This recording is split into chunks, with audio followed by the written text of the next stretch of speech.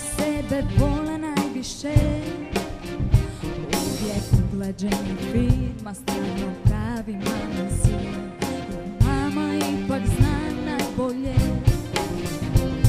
Baš takvog sam ja čekala, da zavrtim mu tlo po nogama i nimalo neću žaliti. Ako ćeš zbog mene plakati i pogledo je sve što je od tebe, imaš reći najslađe, a hvaliti još 1001 bolje.